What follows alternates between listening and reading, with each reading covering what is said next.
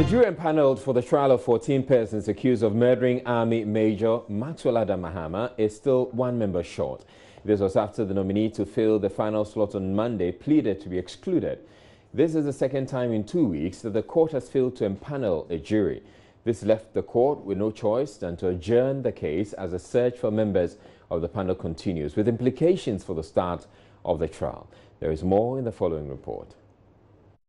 It was the hope of lawyers involved in the case that a jury will be put in place by close of proceedings on Monday. It therefore came as a surprise when the court had to make a decision when a member of the already incomplete jury was asking to be excused. She handed the judge a letter indicating her participation in other activities, making her membership problematic. After she had been taken off the panel, 2 of the 3 individuals brought by the Judicial Service also said they were uncomfortable participating. Trial Judge Mariam Owusu asked them to give cogent reasons why they should be taken off the panel. They simply replied they were not comfortable hearing the case. One of the 2 was, however, added to another individual brought by the Judicial Service, giving the court the full complement of 7. The judge then asked that the jury exits and decide who serves as the leader. In what was a shock to the court, they returned saying the one who had earlier complained about her addition did not want to participate. Chief State Attorney Evelyn Kilson prayed the court to take her off the panel. This was granted by the court, leaving it with 6. Hearing of the case continues on April 25 as the search for a full panel continues. All right, in a bit we'll be speaking with legal practitioner Samson Ladi Ayenini for more on what goes into the selection of jurors. But Joseph Akable, who has been covering the court for joins me in the studio with a bit more about the jury selection process that could not be concluded. Thank you, Joseph. Now, describe to us how this nominee decided that she would not want to be part. So 3 individuals were brought into the courtroom. When they came in, the case had not been called, but we realized that the judge was engaging the 3 individuals. They needed one to join. So just when she was engaging them, she asked them whether everything was okay with them and were willing to join. The first person said, "I'm uncomfortable." The second also said, "I'm uncomfortable." Then the third also said, "Same." So at that point, I was a bit strange for the judge, but she kept saying that this is a national assignment, and once you've been nominated by the institution, you have no choice than to help the state in this particular matter. So if you have any cogent reason, you should go ahead and explain to me, convince me as to why you are not comfortable. We need laymen. She said these are people who more often than not, when decisions come from the court, you tend to criticize those decisions. There's an opportunity, you are required to come and serve the nation. I don't understand why you're saying you're uncomfortable. Then she asked the lady again, she still said, "I'm uncomfortable." So at that point, she said, okay, if that's the case, she wants the case to be formally called for them to speak in open court and let them be recorded as such. So then the case was called. Then when the case was called, the judge explained to the 3 of them the task they are supposed to play.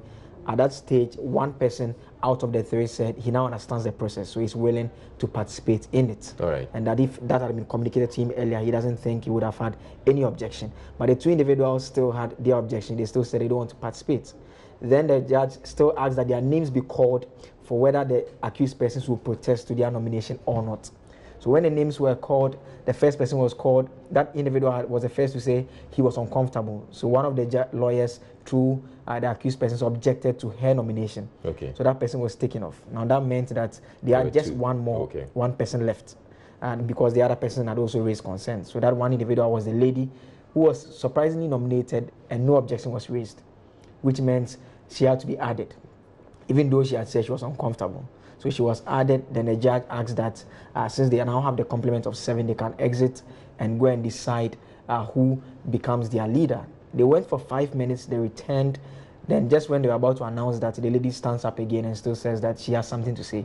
The judge calls her and says, like I said earlier, I'm very uncomfortable. At that point, she looked very teary, and the state prosecutor, Chief State Attorney Evelyn Kilson, came in and pleaded with the court that she thinks when a trial begins proper, it may drag, there may be other impediments. So she thinks someone who is reluctant about joining, it's only fair that they take that individual off. They take the person out. So what's next now? They have to empanel it. Well, they have to attempt to empanel again. So this it means that they have 6, they need 1 more. So they need to get from the pool that comes from the Judicial Service. So we expect them to bring at least 5 or more persons to the court. Then they will be nominating them in turns. So if they nominate 1 person who is accepted, it means they get a 7 and the trial can begin. Now, from the way you've described it, it probably means that the people who were nominated did not know that they were going to be on the Major Mahama trial? It appears some of them did know that this was what they were going to do, but some may not have been properly briefed on the matter. For the lady, one thing that she also said was that, in fact, that she said it made her uncomfortable was that she got a phone call that she was supposed to appear in court on Thursday, but she was caught up in town and she couldn't make it. Then later she got another call saying that since she had been nominated, if she fails to show up, a bench warrant could be issued for her arrest. Oh no. So she says, considering all that, she was a bit uncomfortable. But the judge insisted that, I mean, yes, once you've been nominated, it's a national assignment. So if you fail to show up, that is what has to be done to you. So you need to show up in the court. Right. Now, thank you very much, Joseph Akabili. Let's get on to the phone lines now and speak with Samson Ladi-Ayeni, a legal practitioner. Thank you for making time to join us. Now, what goes into the process of selecting a jury and what implications does this situation have on the trial of Major Maxwell Mahama? Right. The law provides that any time there is a case, and the case is that of an offense that we say is punishable by death, then the trial must be on what we call indictment. So if it is an offense which is punishable by death, or the law classifies the offense as a first-degree felony, which attracts, a life sentence or death in some situations, like felony, then there would be a jury to assist the judge to do the trial. The jury, actually, in law, we call them the trier of facts. They deal with only the facts. They don't deal with the law. Normally, they are supposed to be 7.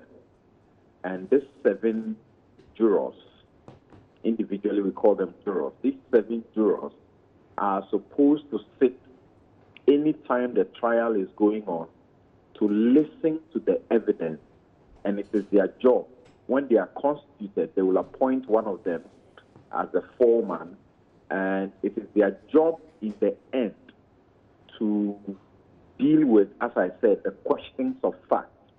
And the judge will also, point to them how to deal with certain matters as regards law. And then it is their job to now say, this view of the case is more believable than this view, or that this person ought to be guilty by reason of A, B, C.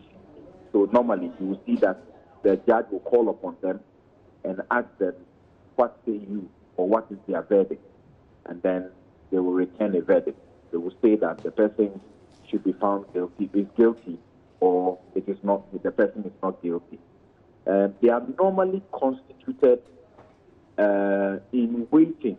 There's a season within the court calendar that a jury is constituted, or jurors are invited, and you may be invited. And when you are invited, it is a national duty, so you are supposed to make yourself available for it. Of course, it's not anybody at all that is invited. There are persons who are not qualified, but you must be between the ages of 25 and 60 years. Then you must be resident in Ghana, and you must be one who can understand the English language to be qualified to be a jury. Now, there are persons like the president, the vice president, the Speaker of Parliament, judges, legal practitioners like myself, medical practitioners who are registered, pharmacists who are in actual practice, prison officers, police officers, and a few others, including editors of daily newspapers. They are exempt. They are not supposed to be persons who should be allowed to do that job. They are exempt. And again, there are also others who are exempt, or we don't call them exempt. They are disqualified by reason of the fact that they have been convicted of a treason or felony or of an offense involving dishonesty, All right. and they get disqualified. When the jury is assembled, it is the job of the accused person or their lawyer to raise challenges about the people.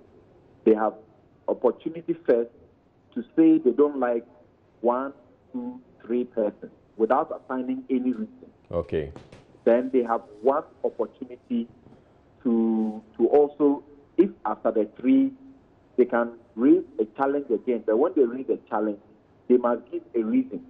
Say, this matter, the person accused works with, multimedia. So this guy is coming from multimedia. No.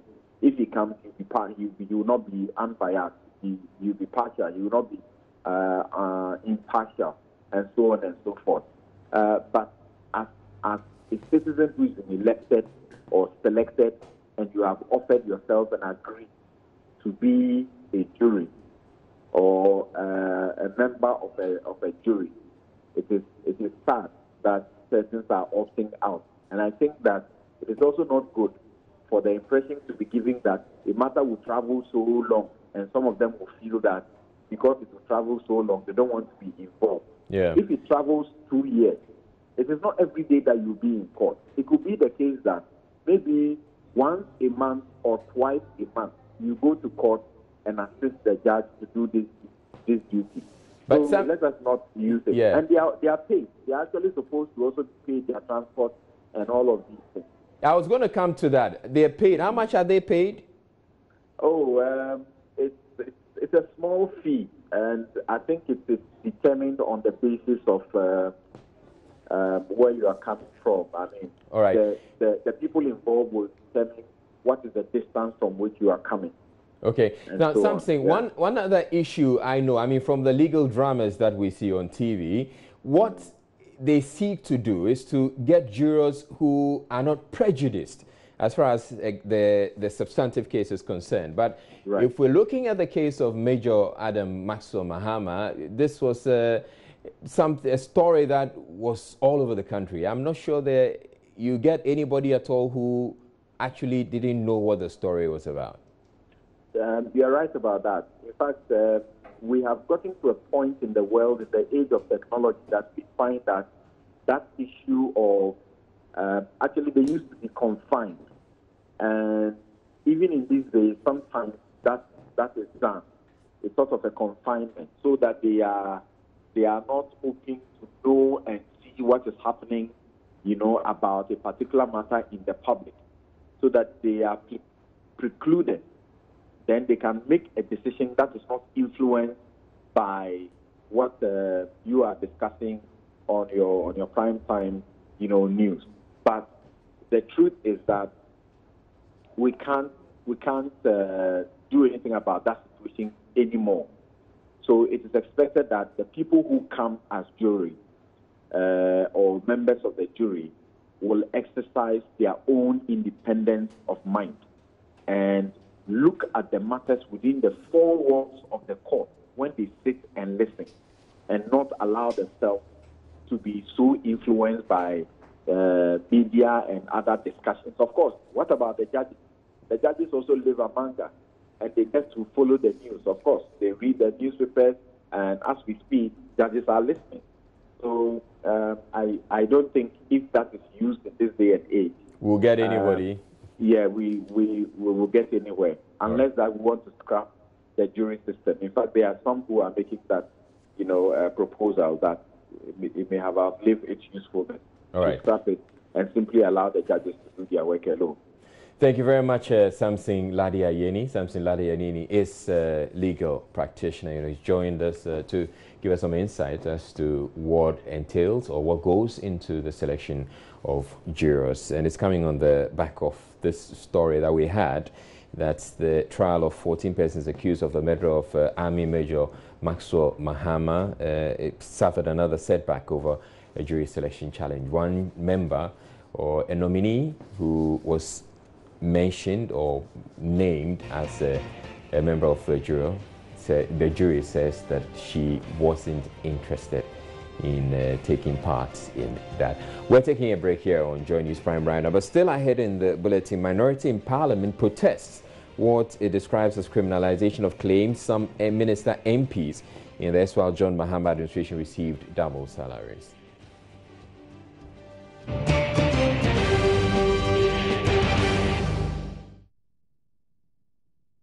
The bodies of 3 children who were found dead in a private car at Elmina in the Central Region have been deposited at the Cape Coast Teaching Hospital morgue.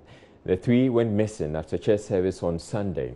Police in the Central Region took up the matter after a complaint by the parent of the deceased, and the owner of the private car retrieved the bodies from the vehicle.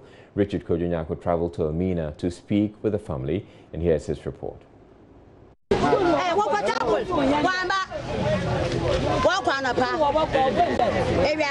It's a very sad day for the residents of Elmina here.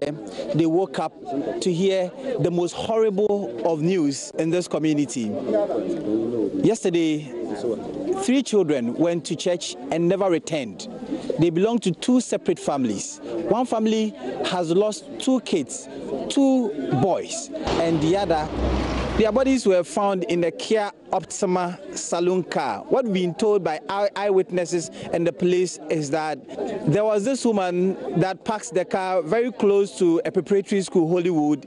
The woman in the morning was going to park the car and found the kids in the car. Some of their parts had been severed. Some were told that they can't find their teeth, their tongue, and some private parts of theirs. So the police are still on their investigation. The bodies have since been deposited at the Cape Coast Teaching Hospital morgue for autopsy. They've gathered here at the family house of the 3 kids that were found in a car dead, and these are the parents. When was the last time you saw your kids? Anida napano. Ana muon nani. Wako chapu na muhun biwa sisara.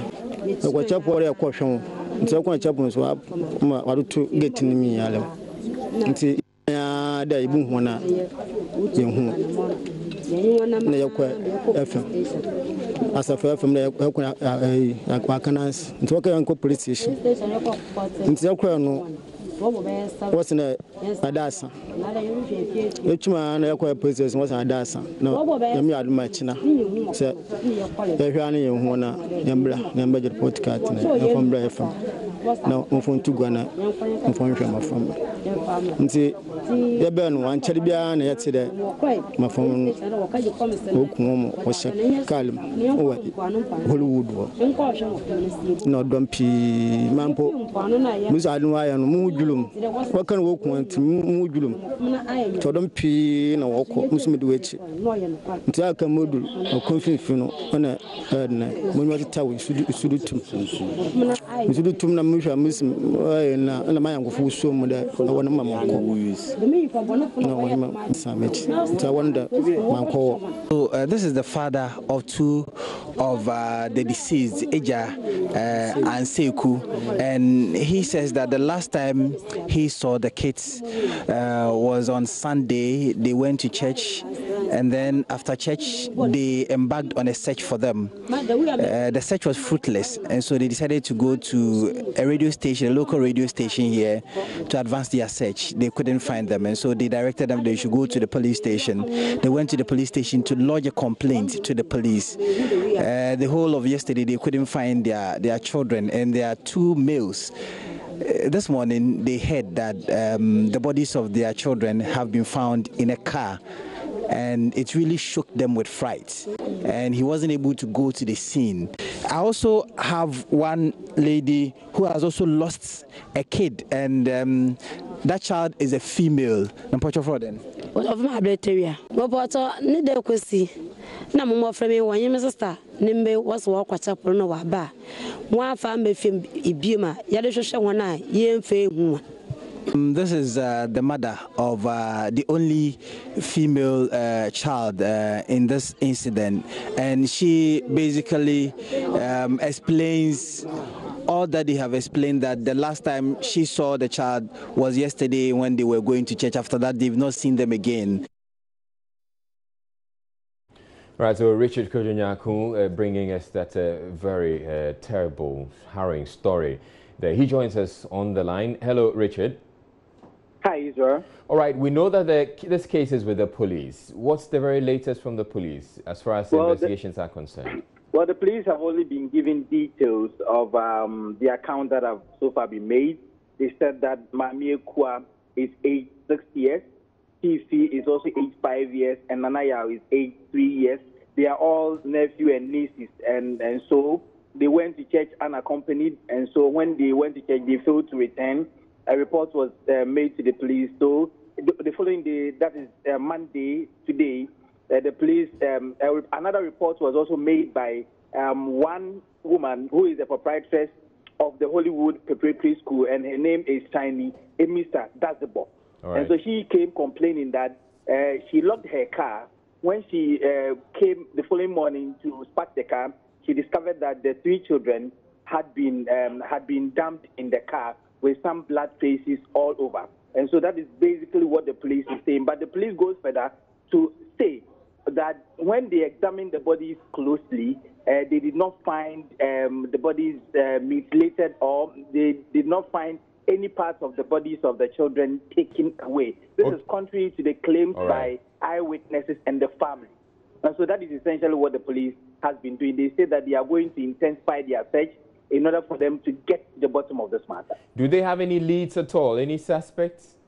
For now, the only suspect is the proprietress of that preparatory school, whose car we saw the 3 bodies of the children in. And so she's written her statement and so in the police custody, and she's helping them with investigation. All right. We also noticed that the car was vandalized. Was it in an attempt to retrieve the bodies of the children, or people where it was done by an arid mob?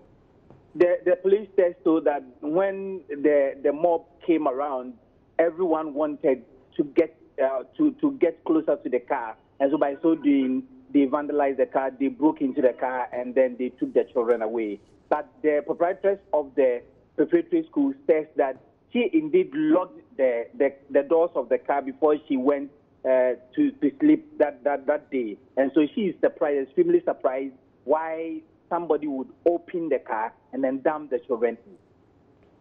All right.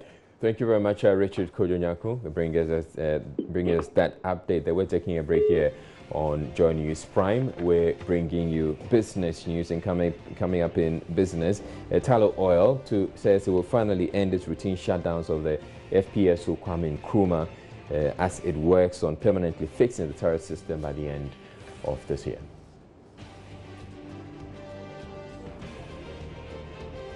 Emmanuel Abaji Yafi has the business news, and he comes up in a bit. Stay tuned.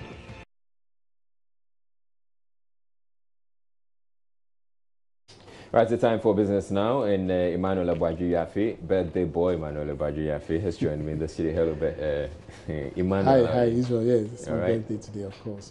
Happy birthday to you. Thank you. And God bless your new age. Thank you so much. Right, you bring us the business news. All right, thanks.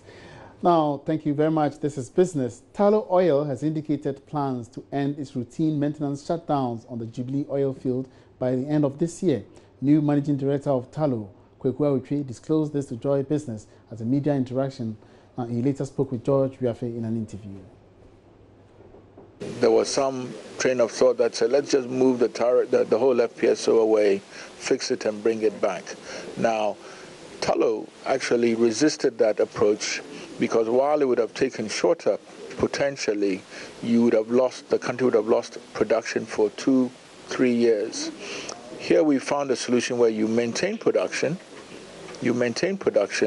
and fix the problems at the same time. So let me also find out from you on the bit about prices picking up, the implications on the business here in Ghana, because you've been quite a cash cow for the group, sir. Well, look, prices picking up in the oil industry is good for everybody. Don't forget that prices went as low as $27 a couple of years ago. Now we're close to 70, and that's good for everybody, obviously including Tullow. You're right. I mean, the Jubilee is at a low cost generally, but frankly, the higher prices go, it means more taxes, more royalties, and really more to do other things with. I mean, even the decision to do more drilling, more exploration, is easier to make when prices are better. So it does benefit everybody.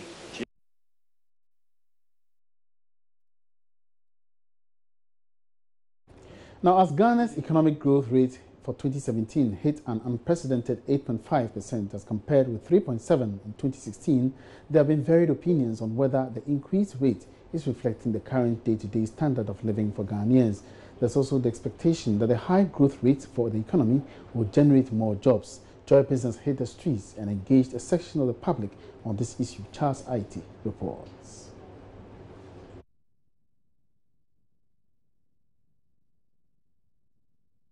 Figures from the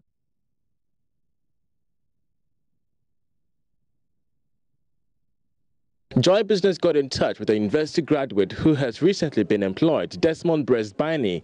The GDP growth, according to him, he's yet to feel the impact on his personal finances. He tells Joy Business his expenditure has shot up significantly since 2017. The system is such that you do all the things and you would not even have any reserve for fun. And there are some pressures also coming in, family pressures and the rest. You can't even sort yourself to the extent of sorting any family member. So you see yourself being, quote-unquote, selfish in your corner. And that. We also engaged Nafisa, a 21-year-old SHS graduate who also says she's now unable to make enough savings to further her tertiary education. Her perspective of the economy is that of a duck. Let's say in the morning, just for breakfast to like 7 cedis or something, because you like breakfast 7 cedis. But then now, even the money I'm getting from the work I'm doing is not enough. And it's like I'm taking care of myself, so I'll have to manage everything. It's not even up to 7, even the 5 cities, it's not even up to just for breakfast. So the narrative was no different from Abdullah Al-Hassan, who sells second-hand shoes for a living. He tells Joy Business he currently lives on a very lean budget just to keep his business afloat. If you know come out 10 cities, you want chop where your stomach will make food. If you know come out 10 cities, you can fit 5 cities, you can. Well, let's see they chop the 5 cities, you can do the economic. Just 5 cities go reach you. Let's come out 10 cities. If you chop better. And everything hard. On his part, Kofi Adu Ajekum, a pharmaceutical industry player, is lauding government for its intervention for the sector. He's upbeat it will soon reflect in prices of medicines. The fact still remains that the government is doing well for the pharmaceutical industry, and that again, there's a lot that the government can also do. With respect to high utility costs, I think it is true because it's also affecting all of us. If you look at electricity, telephone, water, all those aspects about our business, it's high. Recently, we have realized that the NPP government, through His Excellency Nana Addo Dankwa Akufo-Addo, did something which is also very, very laudable in reducing electricity tariffs. Concerns by these Ghanaians, it is very clear that despite the GDP growth, it is very clear that the marginal gains in the economic outlook is just still not reflective in their pockets. I'm Charles Aita reporting for Joy Business. Meanwhile, government is attributing the record economic growth for last year to prudent management of resources and investments in critical sectors of the country. This follows the 8.5% economic growth rate recorded in 2017. The following report highlights other measures government is instituting to sustain this growth and create more jobs. Figures from the Statistical Service also showed some strong growth in sectors that had not been doing well in the past, like agric, manufacturing and construction, picking up strong last year. Speaking to Joy Business from Japan as part of government's team on the Non-Deal Roadshow, Deputy Minister of Information Kojo Ponkrumah says targeted investments in some sectors also resulted in the strong result. You notice that in many other areas you are also seeing higher growth. So as government continues to invest more money in these real sectors, you will begin to see their growth pick up higher than previous years. And Kojo Ponkuma has also been talking about what has been done to sustain this growth and create more jobs. We have to continuously use the resources to invest in ventures that create jobs. While you are creating what we call this enabling environment, you now need to invest government expenditure into things like agriculture, things like industry stimulating programs that are the ones that really create jobs and sustainable jobs. For some analysts, the last GDP figures have shown that we have been able to grow the non-oil sectors of the oil economy, a development that will deal with the concerns of jobless growth. Now, the Pharmaceutical Chamber of Ghana says it hopes to increase local capacity for drug manufacturing from 30 to 60% as a result of current government interventions for the sector. Local companies, according to the Ministry of Economics and in the Netherlands, produce drugs which provide a market for over 300 million people on the African continent and is becoming a leader in Africa. Ahead of Joy Business Health and Wellness Trade Show by Joy Business, we threw the spotlight on the pharmaceutical industry and how government policies are helping to shape up the industry. In 2017, government removed the 17.5 VAT on imported materials for the pharmaceutical industry to improve their market share. Some other imports, according to the Ghana Investment Promotion Council, even got a zero tax coupled with a special dispensation for local tendering. This, the Pharmaceutical Chamber says, will go a long way to improve drug manufacturing in Ghana. All mosquito nets coming into the country are also tax-free. There are also exemptions on gifts of a charitable nature imported by NGOs in the health sector. The Ministry of Economics of Netherlands has projected the Ghanaian drug manufacturers could reach some 300 million people on the continent with their quality drugs. However, locally manufacturers say only 30% of the Ghanaian population is currently served. So we asked the Chamber of Pharmacy how these developments in the industry is affecting manufacturing. So if local manufacturers have 49 solid products, Me Too products that everybody uses in everyday lives, so you don't import those products? You cannot import those products at all. That's another fantastic boost to local manufacturing in this country. Apart from that, a special concession was given to local manufacturers to tie their knots with the Chamber of Pharmacy to ensure that products that can be manufactured locally are taxed. And that is why you see the MPP government came out with this policy that they are going to exempt VAT on selected medicines and not on all medicines. All those products that the local manufacturers had capacity to manufacture, their imported counterparts were taxed. While some people believe that local manufacturers of pharmaceutical products do not meet international standards, the Pharmaceutical Chamber thinks otherwise. The Food and Drugs Authority is very strong as a regulator in the pharmaceutical industry, to the extent that you cannot say that things that are locally manufactured are not good. You can't say that, because the rigorous nature they subject imported medicines to, they subject local counterparts through the same mechanism. And because of which, locally produced medicines are very good. Before drugs are imported in Ghana, they must be registered, have a shelf life of a minimum of 18 months, and all labeling must be in English. The drugs imported must be registered with the Foods and Drugs Authority. That's all we have for you by way of business. Thank you so much for watching. My name is Emmanuel Apuaji. Have a good evening.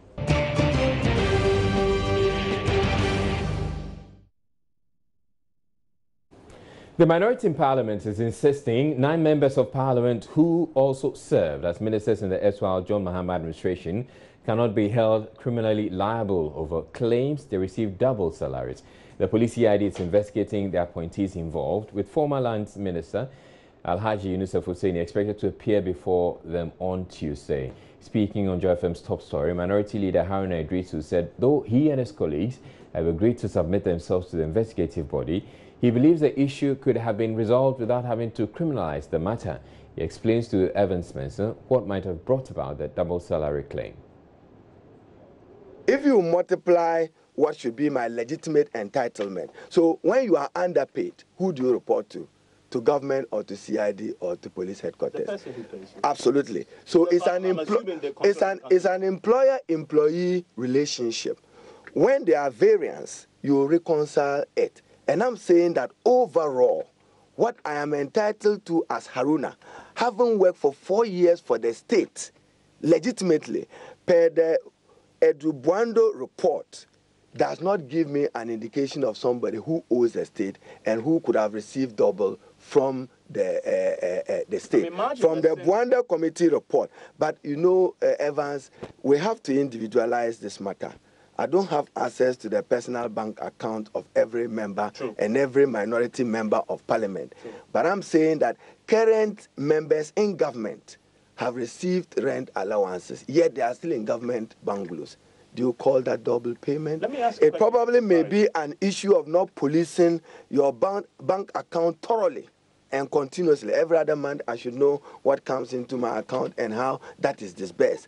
But I'm saying that even given that, if I'm to get X amount, which is 20,000, and I get Y plus Z amount, which gives me 14,000, use the ultimate figure to do what the accountants call a knockdown. If you know any MP or minister who knows that his full salary as of today, for me, that would be very significant.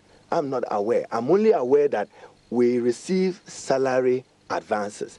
Maybe where there's a discrepancy, it ought to be reported and corrected. That can also be another position that you can take. But you don't criminalize. We will submit ourselves to the jurisdiction of any investigation as law-abiding citizens, and we will submit ourselves to any standard of accountability as members of parliament. But we objectively and strongly reject the charge of criminalizing payroll irregularities and irregularities associated with salary administration. We are still in public service. I'm still in public service. Well, Joy News checks have revealed the University of Ghana Medical Center has a backup generator to facilitate operations should it be open for work today. This contradicts claims by Health Minister Kwaku Agyeman-Manu, who blamed the delay in opening the first-class state-of-the-art facility to the absence of essentials such as backup generator because of possible fluctuations in power if the national grid was relied on. Matilda Vamega visited the facility and has come through with this report. On the premises of the University of Ghana sits the state-of-the-art medical center, a serene environment with little activity except for a few gardeners who keep the lush-looking lawns and walkways, as well as some security men who guard the place and monitor every activity. I made my way into the emergency block. Cold air greets me as I take a walk into one of the 9 theater rooms. It is a spacious and well-lit operating room with overhead surgical lights, surgical booms which hide electrical cords attached to some of the equipment. They are all kept under cold temperature, with air condition running for more than a year. The odd-looking surgical tables, viewing screens and monitors have been carefully fitted in place. From the idle-looking emergency block, which could carry out 9 different operations at a time, is the huge women and children block. This beautiful edifice houses the obstetrics, gynecology, labor and delivery, as well as the pediatric wards. Many have raised a concern about this facility, which looks complete from the outside, as all structures appear to be in place. But the major worry surrounds the possibility of deterioration, especially when the edifice has already sat idle for over a year. Already, there is a challenge of inadequate medical facilities to cater for the growing population.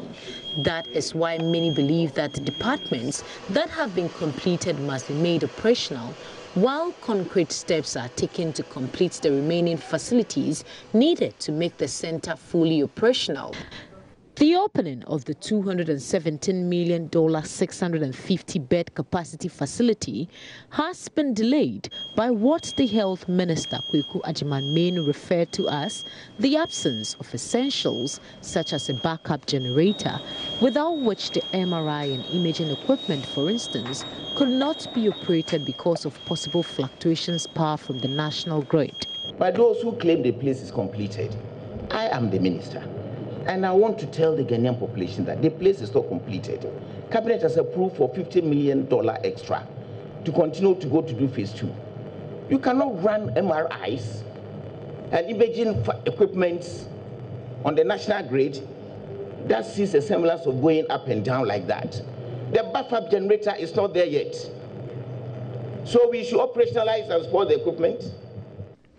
However, checks by Joy News show that there are 2 huge generating sets mounted on the premises of the facility. There is currently a tussle between the University of Ghana and Ministry of Health as to who should manage the center. Cabinet has directed the Ministry of Health to take over its management, pending a report by the 2 subcommittees set up by government. Delays in operationalizing this facility could certainly affect healthcare delivery in the country. For many patients in dire need of such state-of-the-art, cutting-edge healthcare, they will have to wait as long as the facility remains closed. For Joy News, Matilda Pomaga, University of Ghana, Legon, Accra. Well, former Deputy Health Minister Roger Meto-Nunu is blaming delays in opening the University of Ghana Medical Center on what he describes as unnecessary interference and lack of support by the Health Minister. But Director Public Affairs at the University of Ghana, Stella Amwa, also says they look forward to a peaceful resolution of the matter. She says any forward-looking government will not stand by for such a facility to remain dormant after the huge investment.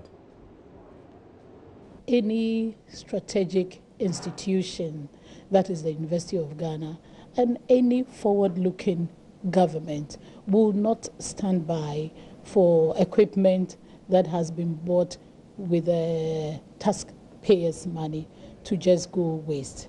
I'm sure that once a formal report issues, we will see the end of this.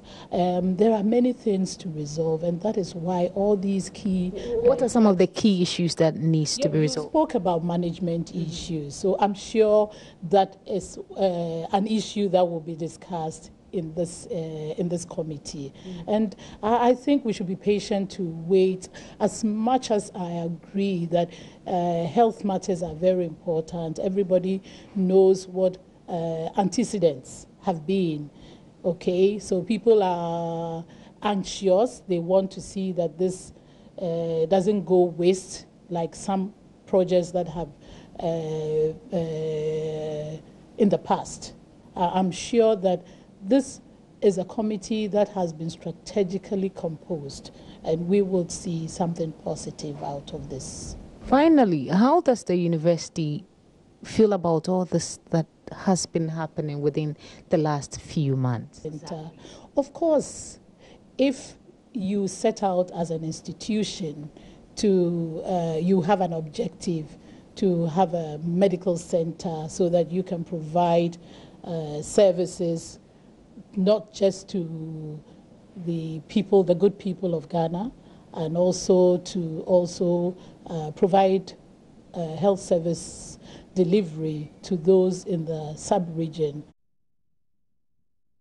Now, Minority spokesperson on health, Joseph Yele-Kyereh, says they will push for the issue to be raised on the floor of Parliament once again. Even though he is pessimistic, it will be given the urgency it requires. Joseph Yele-Kyereh, who accused the majority in Parliament and Health Minister Kweku Agyeman-Manu of breeding a cultural silence over the usage of the University of Ghana Medical Hospital, adding that government has shown insensitivity to health challenges facing the country by keeping the ready-to-use state-of-the-art medical facility locked.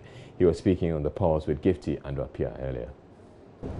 Only a government that is not really keen about solving the problems of health will do that. I cannot explain any more than that. But you see, the minister and the others who are against this whole operationalization of the medical center, now they silence everybody. anybody who raises the issue, well-meaning Ghanaians who want to raise the issue, journalists who have visited and seen what they saw, they silence everything. But more importantly, I am saying that the minister is doing shadow boxing, and he has boxed himself. That corner, he should come out, or else he should throw in the towel. That is deliberate, blatant falsehood. It's not good. I'm issuing a statement. After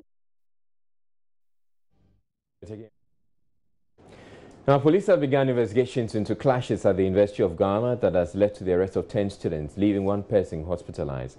The clashes were between members of the Saba Hall and Katanga Hall of the KNUST on one side, and the rivals Commonwealth Hall at the University of Ghana. It is not clear what sparked the clashes. Joy News Ernest Menu was there and has filed this report.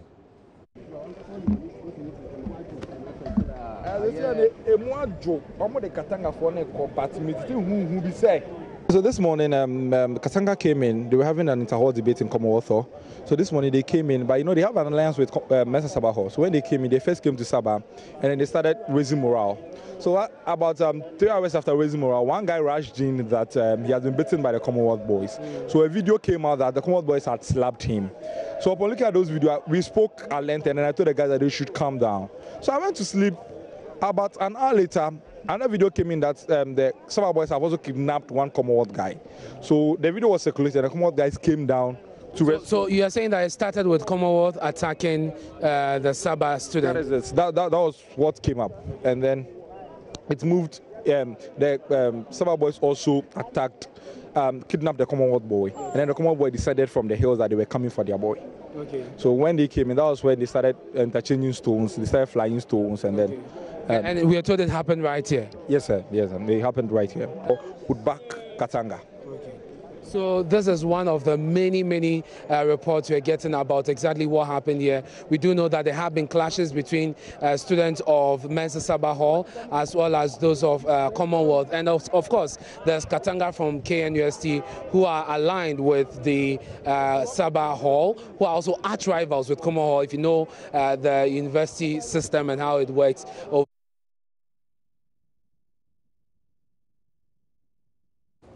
Time now for a quick look at our top stories here on Joy News Prime. The trial of 14 persons accused of the murder of Army Major Maxwell Adam Mahama suffers another setback over a jury selection challenge.